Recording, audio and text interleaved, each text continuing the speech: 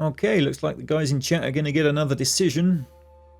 We'll give a quick rundown of what they are, and then they can help me pick.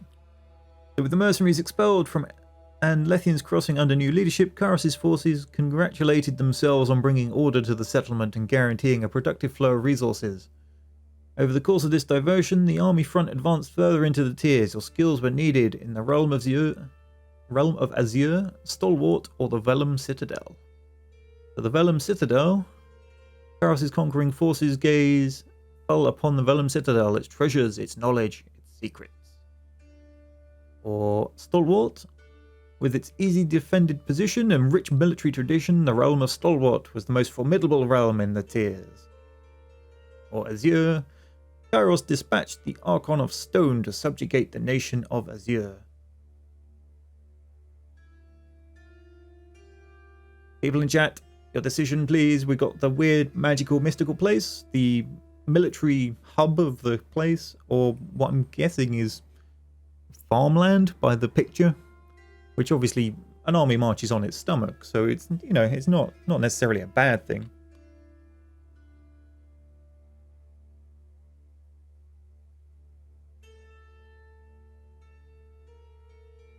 There's a pretty strong consensus for Stalwart in the chat.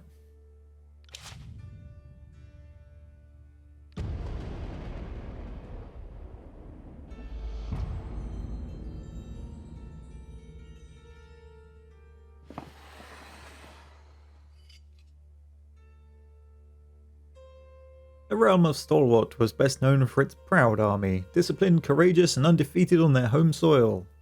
Skill and resolve made Stalwart a military power that Kairos' forces approached with due caution.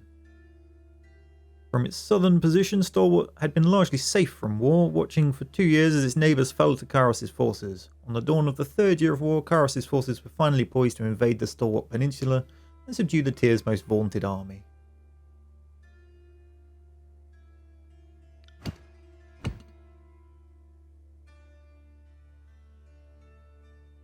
So we've got marching on empty. Tragedy struck when hungry Scarlet Chorus soldiers appropriated disfavoured supplies.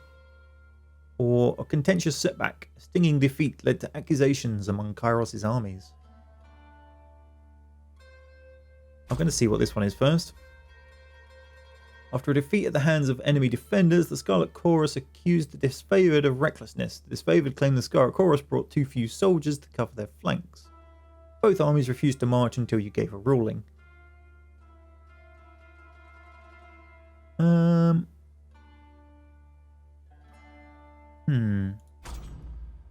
What's in the marching on empty? The Stalwart defenders burned their crops as they retreated, leaving the invaders little to forage. Starving, the Scarlet Chorus mob raided from the disfavored whilst maintained supply lines, incurring casualties on both sides. Well, that one I can actually say whose fault it is, so I'm going to punish the Scarlet Chorus. Their own fault if they can't manage their supply lines. Even in a time of war, there's no excuse for allied armies to battle each other in violation of Kairos' peace. The disfavored rightly argued that they only had enough supplies to feed their troops. The Scarlet Chorus needed to better look after their own people. Agreeing with their assessment, you had the offenders staked outside the Scarlet Chorus' camp, left to send a message that hunger was no shield from justice. That's what you get. Yay, the Beast of Stalwart, a new Scarlet Chorus tactic, provoked disfavored rage. Or, better dead than red, a string of mass suicides led to the Scarlet Chorus making demands of the disfavored. Gotta read this one. Rather than submit to Scarlet Chorus conscription, conquered locals began committing suicide. Desperate to add more bodies to the horde, the Scarlet Chorus demanded a portion of disfavored prisoners. Disfavored denied the right of recruitment, as the realm's population had taken a steep decline. For the other one, Scarlet Chorus mages discovered a spell to turn beastmen's slaves against their handlers. The army prepared to deploy this tactic elsewhere, but the disfavored protested. The use of unsanctioned magical practices ran contrary to Kairos' law, and beastmen were considered too erratic to be relied upon, even as shock troops. See, I don't particularly agree one way or the other with that one, so I'm going to stick with this bottom one and go, nope, you don't get the chance to recruit from our prisoners. It's your problem. You banned the Scarlet Chorus from recruiting in the realm of Stalwart, going so far as notifying the locals to assuage their fears.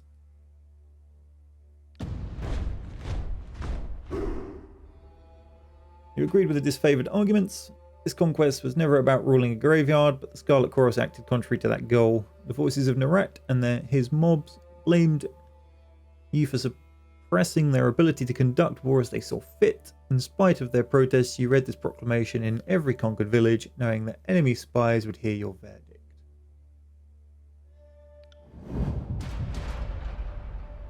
The disfavoured carved a slow, steady path into the heart of Stalwart and surrounded the enemy's massive fortress. With the main bulk of their forces defeated, the enemy leadership retreated to their mighty fortress, content to wait out the war. Wait it out for what? If you're one of the last people left, no one else is going to win it for you. The Overlord answered this impudence with an Edict of Storms on the peninsula, a devastating spell that would endure for as long as the cowardly hearts of Stalwart's leaders persisted in beating. Knowing you had the trust of Graven Ash, Tunon deemed you the proper representative to deliver Kairos' edict. Aside from being given a 3-day window to read the edict, you received no other instructions.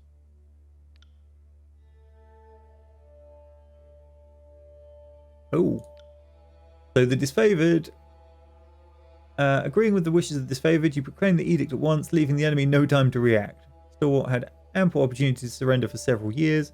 The time for mercy was long gone. Or, in an attempt to ingratiate themselves with the people of Stalwart, the Scarlet Chorus insisted their warning be sent to the towns and villages so that the people may prepare for the horror that's about to descend on them. I actually agree with that one.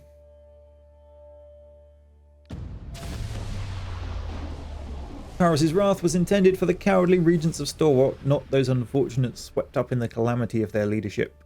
A warning in advance of the spell would give locals time to prepare for the devastation to come. You are content to let punishment fall on the innocent as lightly as Kairos' will allows. Comforted that you might yet spare lives, you broke the seal of Kairos' Edict of Storms and read the Overlord's incantation.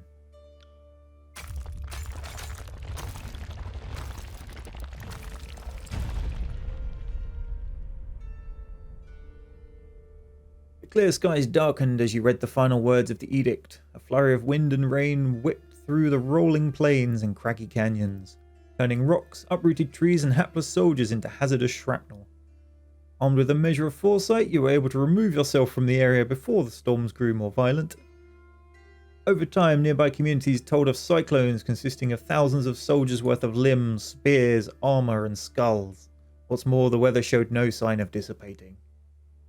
Several units of disfavoured, who fought the enemy in spite of the advancing storm, were caught up in the Overlord's magic. A few survivors regrouped and nursed their wounds. Their failure to topple the Stalwart Legion shamed them into believing the dead more fortunate. The name Stalwart fell from use. People took to calling it the Blade Grave.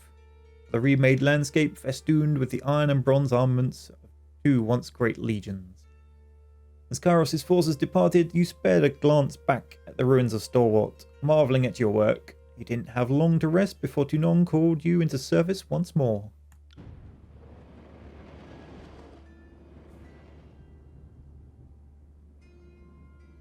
Conquest complete. Do you want to continue or erase your progress and start over? We will continue.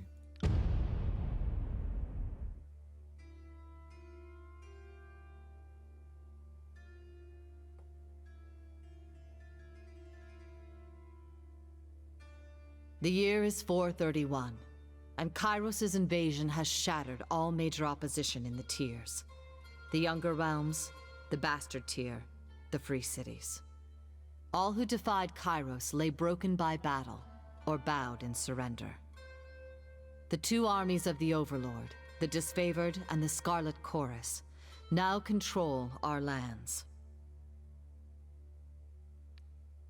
But our will is not yet extinguished. Not entirely. In the Valley of Vendrian's Well, those of us unwilling to bow to Kairos have banded together in defiance. Violating an oath of surrender from 2 years prior, we have staged a bloody uprising, murdering the Disfavored and Scarlet Chorus garrison in a midnight assault. With their main forces spread across the tiers, the Disfavored and Scarlet Chorus redeploy to Vendrian's Well, to crush the resistance. But months pass with no definitive battle.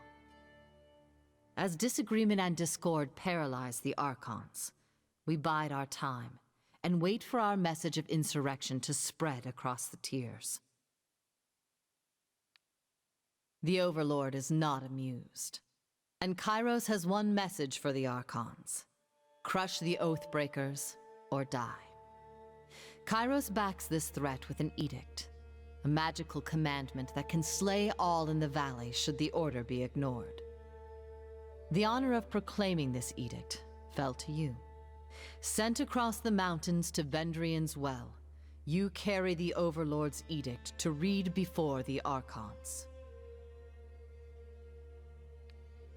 As you finally make your way through the winding mountain passes into the valley, the ground trembles, and Kairos' magic seals the way behind you. You are trapped in Vendrian's Well, with Kairos' armies and the Oathbreakers. The only way to survive is to fulfill the terms of the Overlord's edict, in any way that you can. Oh, joy!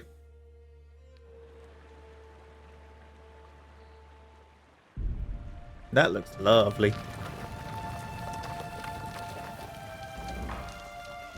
Fate Finder Malakith Skadi, I presume. We've been expecting you. Okay, if this is your first visit to the world of Tyranny, watch for these windows to help you become familiar with the game. Blah, blah, blah. Yes. What we got? What's thrust? Single target attack that inherits elements of the attacker's fighting style. Cleave, which we know about.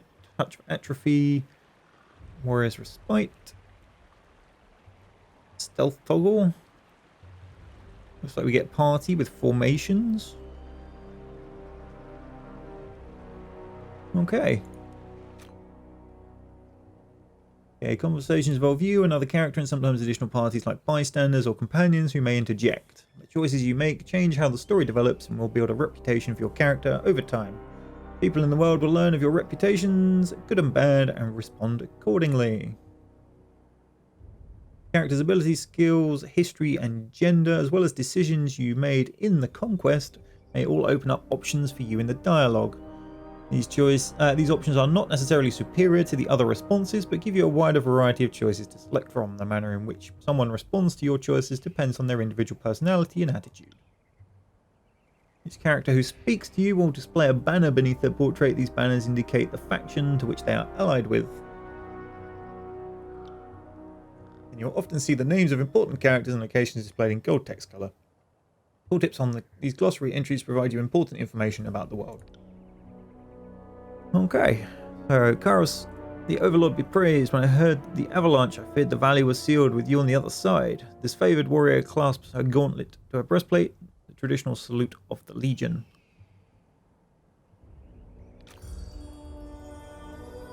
The commander wouldn't say why the governor of Lethian's Crossing would be coming, but since we have no forges here, I imagine you're here to knock some sense into the voices of Nerat.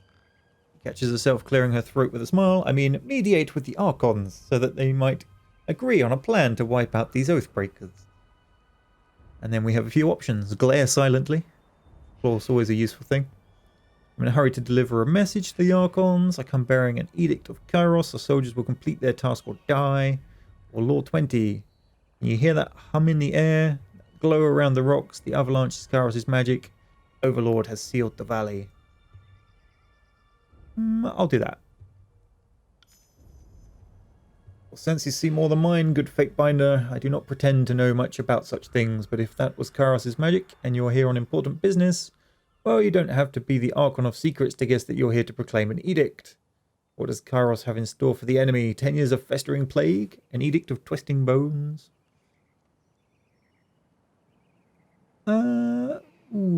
I'm just going to... Actually, I like this faction, so I'm going to be a bit more forthright.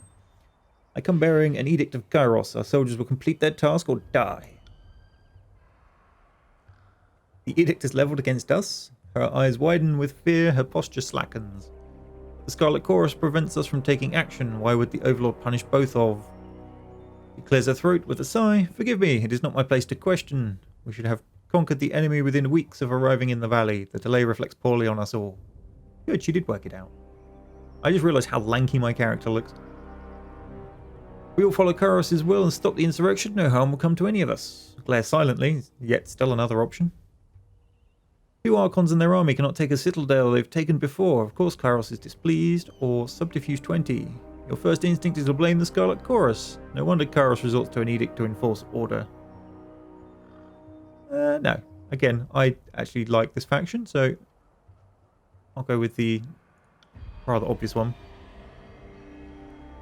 Your words sting, but they are not false. The soldiers stand ready, yet the Archons never issue the charge. Anything can force them to act. It will be the Overlord's edict. I should hope so, or they're going to die. You know, it's kind of a good motivator, really, when you think about it.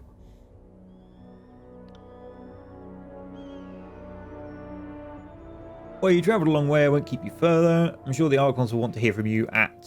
Her voice falls silent, her attention snapping eastward with alarm. Did you hear that? More runners, 3rd time this week. The Oathbreakers keep trying to send messengers through the mountains to gather help from outside the valley. She points over to the collapsed path by which you arrived, but they're a bit too late for that now. Come, let's show these Oathbreakers a good fight. You might want a weapon, dearie. No? You're going to bash them with your fists? Okay, Tyranny uses a pausable real-time combat system, but you will often manage more than one character at a time. It's a good idea to pause the game, issue orders, and then unpause, of course. Press spacebar to pause and unpause. Your character can always perform basic attacks using their equipped weapon or their fists if fighting unarmed. Characters also have special abilities and spells they can use in combat. When a character is selected, their ability bar displays the hotkeyed abilities. As new abilities and spells are gained, they are automatically added to the bar. Alright, what's... I don't have that bit. What's floating around in here? All your character's abilities and spells can be accessed by selecting the category icon at the bottom of the selected frame. Aha! The ones on the hotbar. Okay. Abilities are grouped into talents, spells, combo abilities, artifact abilities, reputation abilities, and stances. Spells, and we don't have combo abilities, artifacts, reputation, or stances. And we do have weapon sets. We currently have equipped a bronze greatsword. And in quick items, we've got some potions. Use an ability, left click on the ability icon and press the hotkey, or press the hotkey.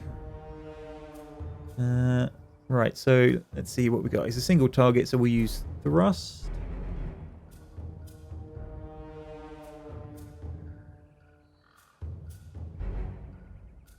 Left click. Looks like it, yep. Triggered above the head. All characters in game, friend or foe, have 5 primary stats. Parry, dodge, endurance, will, and magic. These defenses are based on the character's attributes. Yeah. And there are 4 possible results for any attack. Hit, critical hit, graze, and miss. Critical hit increases your damage, while a graze reduces it. With each attack, you gain experience in the weapon skill used to make the attack. Even a miss will grant some experience. I'm guessing we don't get to select her because it would be like a party thing over here.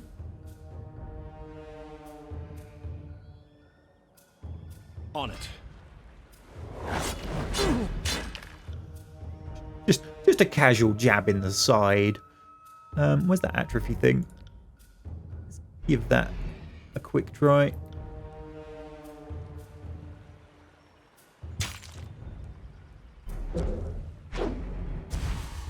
Yeah.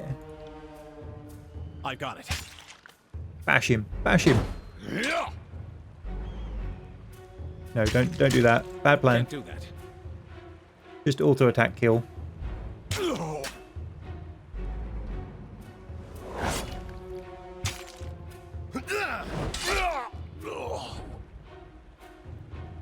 Alright, let's one down. Let's check along the path. Or I can loot him. What do we get? A whetstone and a potion of protection. Scumby says you can almost taste the initiative order. Yes. That avalanche has blocked us in. Think you could fit through the rubble. Yeah, squeeze through the gap or move the boulder. Oh, that's unfortunate. On it. Will do. Hang on. Move to there. Cleave attack. Sorry, I can't.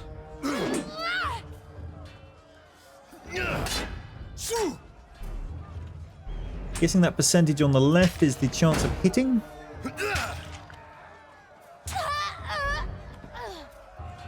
On it.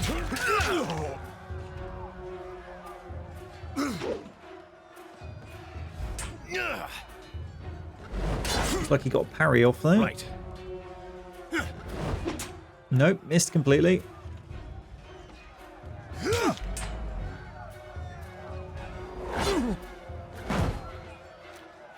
Oh, there's condition effects as well. That guy got dazed. Hang on, what's going on over here? Interactive objects. Hold down the tab key to highlight interactive objects. Handy to know. Yep, we've worked that one out already. Character recovery. All characters, friend or foe, must recover from every action they take in combat. The recovery timer is displayed above each character in combat. Length of time is based on the character, the weapon they are wielding, the armor they have equipped, the attack, the ability, or the spell they just used. Yeah, we've read that one before. Alright, one of your characters has been engaged in melee. When characters are engaged, they immediately stop moving. If they move away from the enemy engaging them, they will provoke a powerful disengagement attack, also known as an opportunity attack if you play D&D. Your characters will also automatically engage enemies when they initiate attacks against them. Cool. Good to know. Can we get rid of these? Oh. Skill increased. One of your skills has gone up. The number over here is. Press C on your character sheet to open it. Maybe we'll finish the fight first and then come back to looking at that stuff. On it.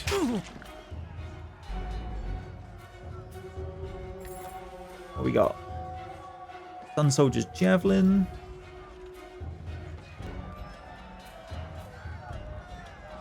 Okay, minimap. Yeah, that's nice. Lore and reactivity tooltips. Oh yeah, that's stuff in the chat.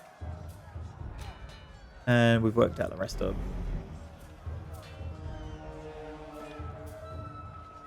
Onwards. Loot the corpse. Oh, he's got a mushroom. Will revive when defeated for 120 seconds. Sorry, I can't. That's some strong shrooms.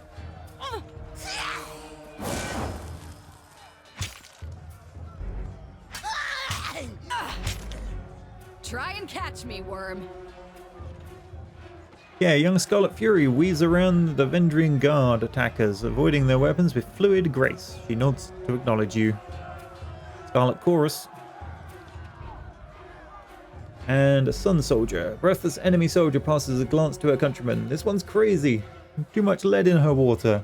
We should cut our losses and turn back. Fate Finder. Here at last. Here to join me in putting these cowards out of their misery. Can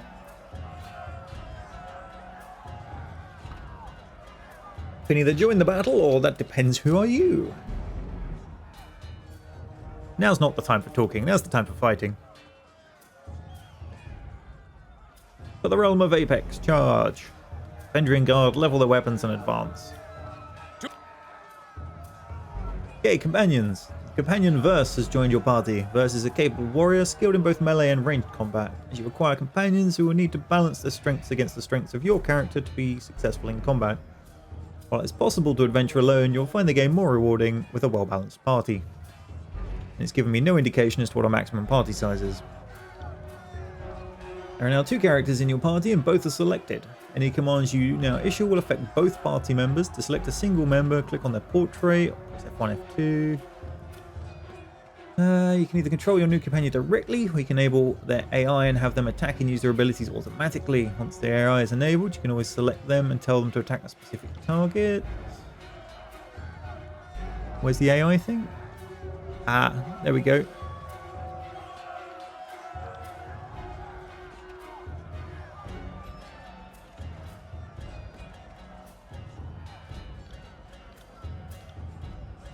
You can give them some sort of,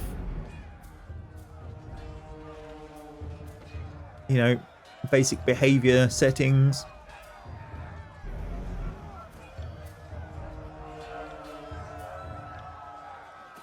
First has several stance abilities that provide her with different benefits in combat. Stances are modal abilities, meaning they can be toggled on and off. Only one stance can be active at a time. Let's have a look what she got. Seeking Sheath.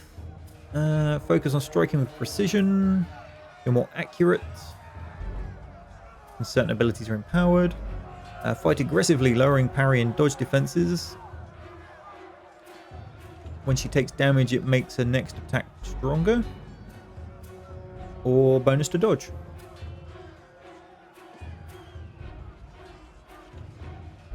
I'm going to go with the accuracy one then. So just going to select this guy.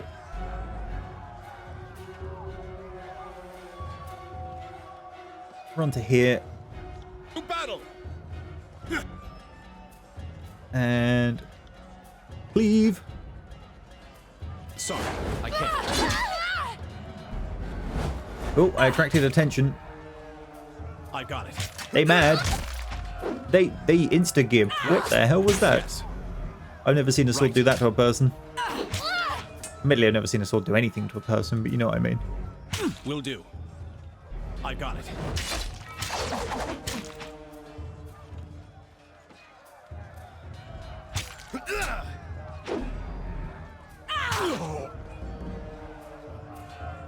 Phew. I can tell you didn't spend the conquest in a diplomat's tent. Fighter surveys the fresh corpses, and nods with satisfaction. I'm versed, by the way. But there are more important things to take care of than introductions.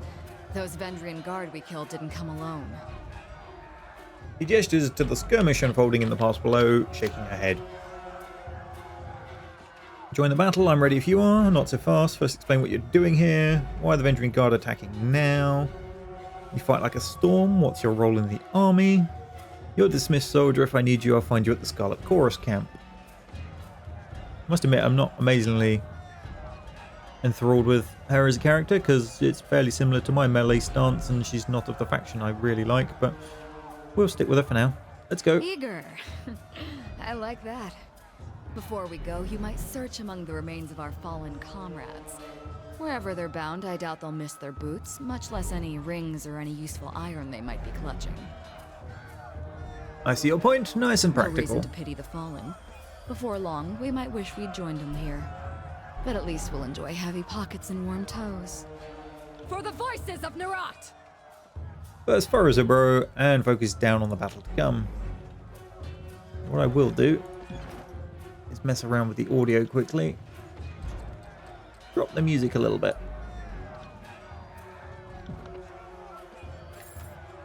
What have we got then? Shield, helmets,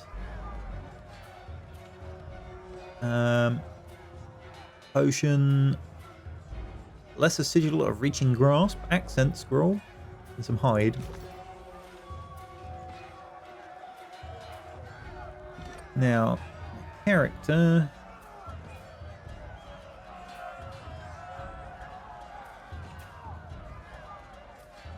Spell creation. What?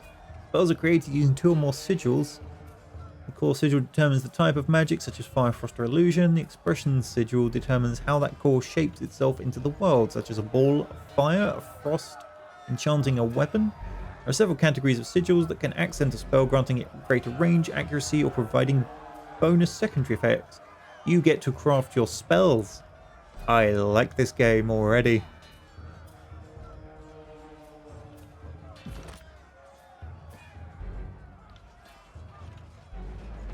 We'll come back to that later.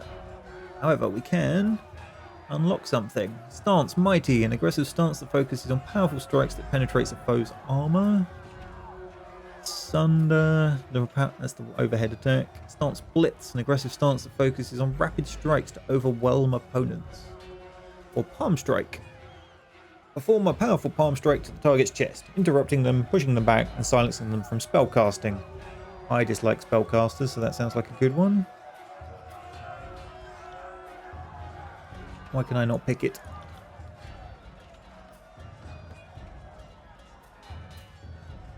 Or do you have to pick from the next tree down? Nope. I don't get how you pick. Oh, it's number of points spent, not number available. That would be why. Stupid.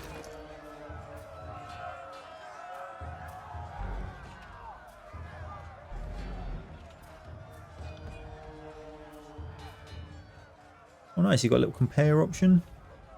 More deflection, less recovery, more disengagement defense. Remove a hostile effect on kill. We're putting those on then.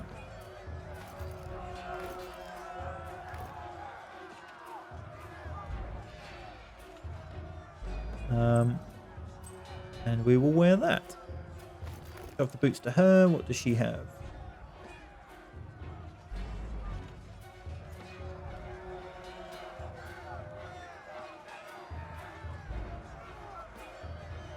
Looks like they are slightly better for her. On they go. And off we run. Or we go down the thing that looked like a vertical wall. That's a good point. Someone's pointed out she has a bow. Weapon sets. Use that, please. And we will default you to Archer. First, we'll attempt to fight conservatively at a safe distance. Should prioritize targets with our bow attacks when possible.